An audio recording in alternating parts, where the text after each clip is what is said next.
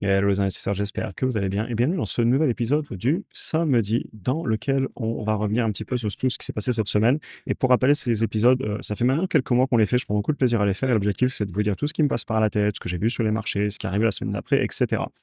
Donc voilà, on est tranquille, c'est le samedi matin, on va se faire cette petite vidéo ensemble. On va parler des chiffres de l'inflation qui ont été publiés en retard, notamment à cause du shutdown aux États-Unis, des attentes du marché qu'on avait et les chiffres ont été meilleurs que prévu, et aussi de la Banque centrale américaine qui parlera la semaine prochaine.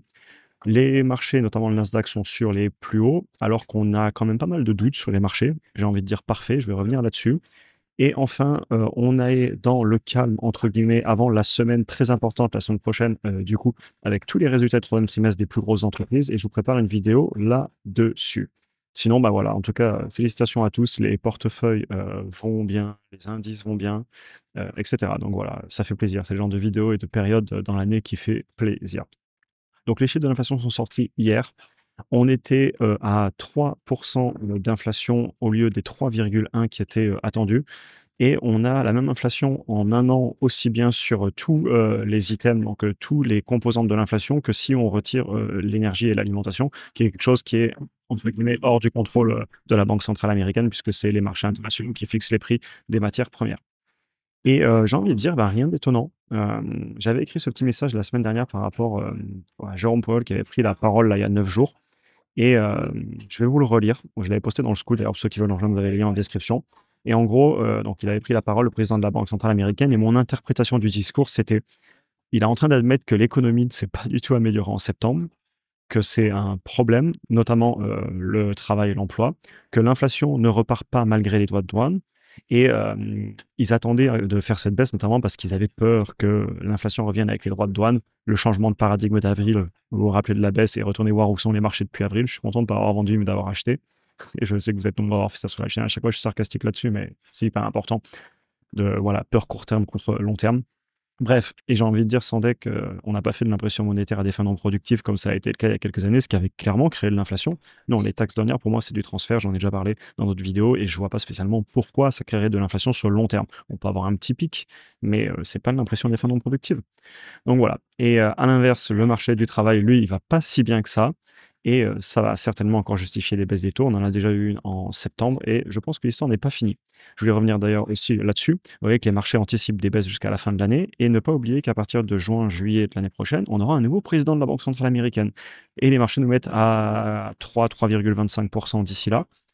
Moi, je me pose des questions quand même parce qu'il y a beaucoup de signaux qui montrent de l'exportation de déflation venant d'Asie. L'immobilier va mal et l'emploi aussi. Donc voilà, vous avez les prévisions du marché et puis après vous avez le petit sentiment et la petite musique qui se répète, c'est des cycles. Et quand on est là depuis longtemps, voilà, à prendre avec des prudences. Est-ce que ça va pas baisser encore beaucoup plus? Bah, l'avenir nous le dira. Mais en tous les cas, moi, je vends surtout pas parce que pour moi, le problème d'inflation, il est réglé et je pense qu'ils doivent baisser. Et ce que je vous dis dans le texte là-haut, ils vont baisser à mon avis. Deuxième partie de la vidéo. Marcher sur les plus hauts et pourtant marcher dans le doute. Et parfait, j'ai envie de dire. Comme je vous le disais, les indices sont sur le plus haut, le portefeuille va bien. Et si vous regardez, il y a 3 semaines, on était dans l'euphorie au niveau des investisseurs particuliers.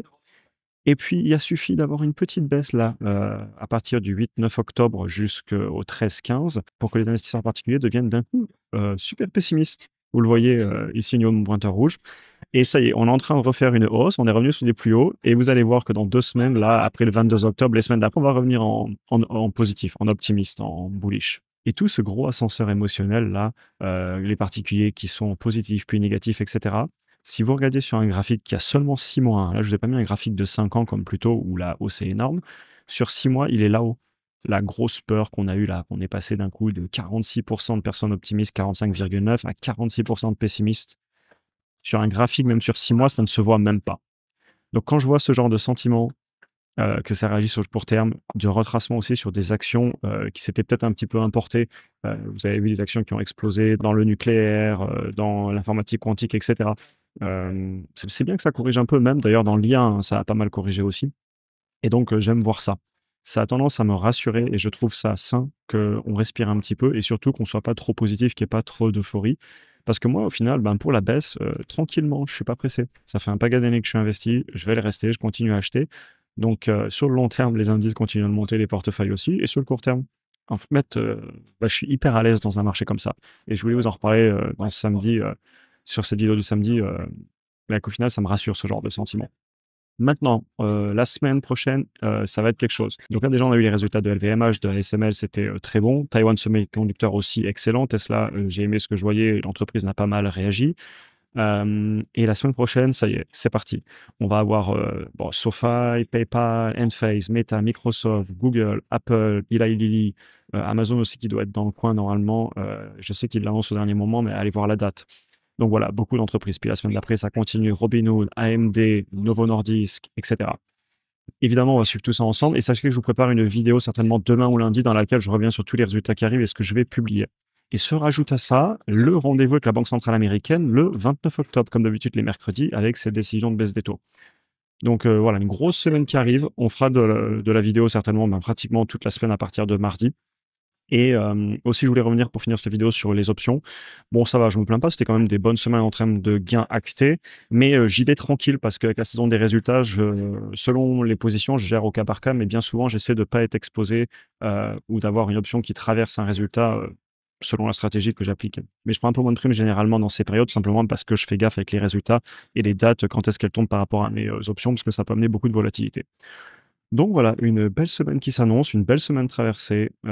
Franchement, beaucoup de positifs. Ça fait plaisir ce genre de vidéo. J'espère que vous aura intéressé du coup. N'hésitez pas à en parler en commentaire. Pour ceux qui veulent nous rejoindre dans la communauté, pour avoir accès ben, aux vidéos, live, analyse d'action, principes, portefeuille, toutes mes alertes, etc. Et puis tout simplement tous les échanges qu'on a dans la communauté au quotidien. Vous avez les liens en description. Et d'ailleurs, on se retrouve demain matin en live pour une revue de portefeuille complète et ensuite répondre à vos questions. Comme d'habitude, je vous souhaite une excellente journée et à très bientôt pour un prochain épisode. Bonne journée à tous.